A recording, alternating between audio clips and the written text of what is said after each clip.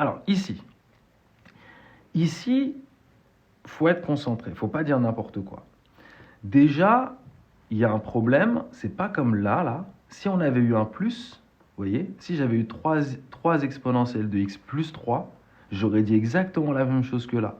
J'aurais dit 3 fois quelque chose de positif, ça reste positif, plus 3, ce sera encore positif. J'aurais pu à nouveau, comme à chaque fois, commencer par ce genre de phrase et dire que c'est donc du signe de ce qu'il y a à côté. Oublions pour l'instant que c'est un carré, d'accord? Et là, en fait, comme il y a un moins, je ne peux pas le dire. Par contre, je remarque un truc, je vais commencer à simplifier mon problème. C'est toujours comme ça en maths. On essaie de simplifier toujours petit à petit le problème. Ici, ce que je constate, c'est que x au carré, lui, il est positif. Et ça, je vais le dire. On a, pour tout x appartenant à R, x au carré supérieur ou égal à 0. Donc, cette fois-ci, f de x est du signe de qui? Et du signe de 3 exponentielle de x moins 3, les amis. Et donc, on doit étudier le signe de cette chose-là.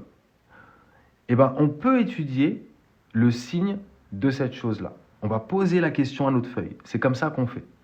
Feuille, peux-tu me dire pour quelle valeur de x 3 exponentielle de x moins 3 est positif ou nul? C'est une question que l'on pose à sa feuille.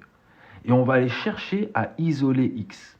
Comme on a fait, et en fait, on se retrouve avec une inéquation contenant de l'exponentielle.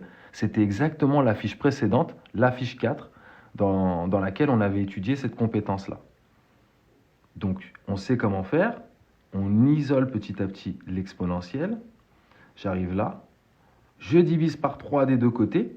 J'arrive là. Et là, je me souviens de la fiche précédente. Et je sais que pour pouvoir résoudre des inéquations contenant de l'exponentielle, je dois avoir de l'exponentielle des deux côtés. Je dois avoir exponentielle de quelque chose ici et exponentielle de quelque chose d'autre ici. Et donc là, il y a une astuce, c'est qu'il faut écrire 1 comme étant égal à exponentielle de 0 en fait. Et donc la propriété que l'on a vue dans la fiche 4 nous dit tout simplement que x est supérieur ou égal à 0. Les exponentielles disparaissent dès le moment où vous avez exponentielle de quelque chose supérieur ou égal, inférieur ou égal à exponentielle de quelque chose d'autre. On vient donc de déterminer le signe de 3 exponentielles de x moins 3. 3 exponentielles de x moins 3 est positif ou nul pour tous les x supérieurs ou égal à 0.